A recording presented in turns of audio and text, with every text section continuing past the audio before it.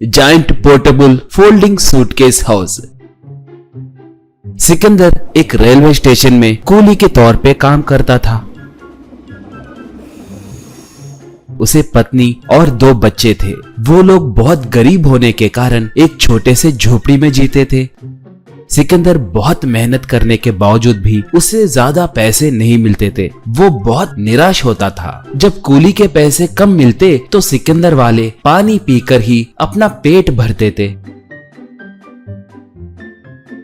बारिश का मौसम उनके परेशानियों को और बढ़ाता था। झोपड़ी के छत पे मौजूद छेदों में से बारिश का पानी टपकता था। इस वजह से उनका सोना मुश्किल होने के कारण वो सब ठंड में कांपते हुए रात भर जगते थे। पत्नी: जी, हमें ये परेशानियाँ क्या है? ठीक से खाना नहीं मिलता, कम से कम सोने की भी किस्मत नहीं है क्या? ऐसे ही चला तो हम कैसे जिएंगे? बच्चों को देखे तो बहुत दुख हो रहा है। कहती तो सिकंदर: हारी, पता नहीं उस भगवान को हम पर दया क्यों नहीं आती है। क्या करे, सब हमारे फूटे कर्म हैं। कहकर दुखी होता था।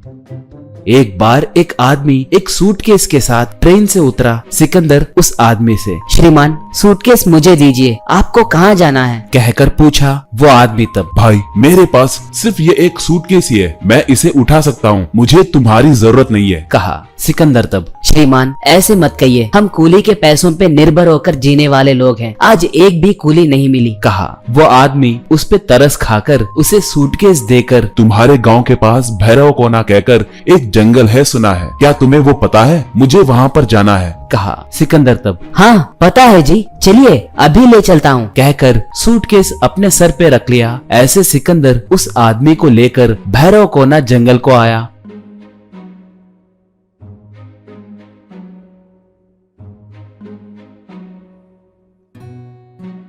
सिकंदर एक जगह पर रुककर सूटकेस को उतारकर: श्रीमान, यही भैरव कोना जंगल है, आप गलत ना सोचे तो एक बात पूछूं, इस जंगल में आपको क्या काम है? कहकर पूछा। वो आदमी तब: मैं हिमालय पर्वतों में तंत्र विद्या सीख कर आया हूँ। भैरव कोना में मौजूद माता जी के मंदिर के पास तपस्या करने के लिए जा रहा हूँ। ये लो तुम्हारे कूली के पैसे। कहकर पैसे दिया। सिकंदर तब: मगर आप देखने में साधारण आदमी लग रहे हो, बिल्कुल तांत्रिक के जैसे नहीं दिख रहे हैं, आश्चर्य की बात है। कहा। वो तब: सब मुझे ऐसे ही कहते हैं, मेरे पसंदीदा कपड़े पहनने में कोई गलत बात नहीं है कहकर मैं मानता हूँ। तुम्हें यकीन नहीं हो रहा है बोल रहे हो ना, इसलिए मैं तुम्हें एक चमत्कार करके दिखाता हूँ, देखो। कहकर अपने हाथ को घुमाया। बस उसके हाथ में एक सूटकेस और एक ट्रक का खिलौना प्रकट हुआ।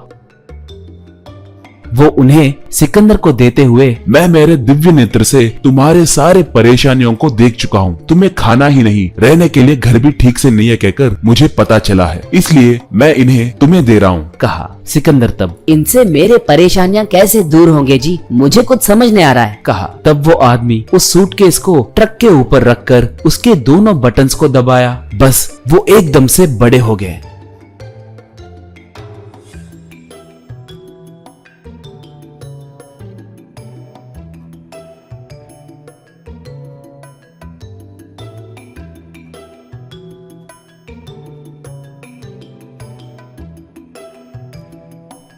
वो तब: अब से यही तुम्हारा घर है, अंदर सारे सहूलतें हैं। इस घर को ट्रक पे रखकर कहीं भी जा सकते हो। इसमें डीजल डालने की भी कोई जरूरत नहीं पड़ेगी तुम्हें। उतना ही नहीं, इस घर में से आए दिन थोड़े पैसे भी मिलेंगे। उन पैसों से तुम्हारे जरूरतें पूरी करके बाकी के पैसे गरीब लोगों में बांटना। अगर ये बात भूल गए तो सब उलट पड़ जाएगा। कहकर जंगल के अंदर चला गया। सिकंदर उस ट्रक को चलाते हुए घर को गया।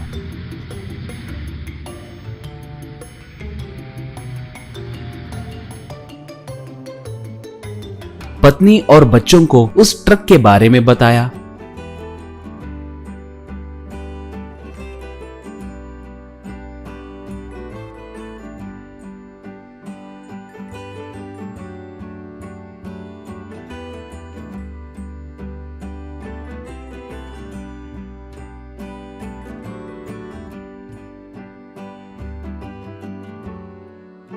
इतने में उस सूटकेस घर में से पैसे आए।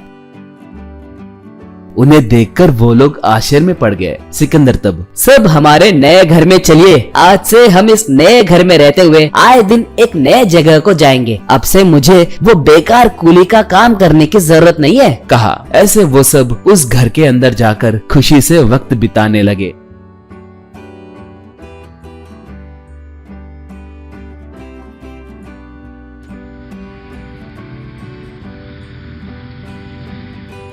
मिले हुए पैसों में से सिकंदर थोड़े पैसे गरीबों में बांटने लगा।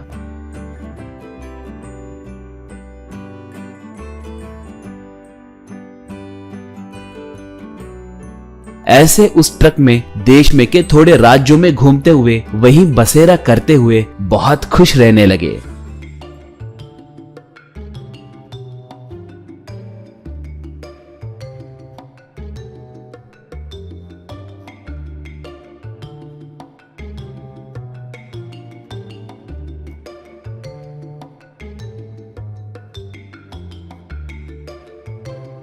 आए दिन घर में से मिलने वाले पैसों को पति पत्नी दोनों आधा आधा करके बांटने लगे। वो पैसे ज्यादा होने के कारण सिकंदर को शराब पीने की लत लग गई।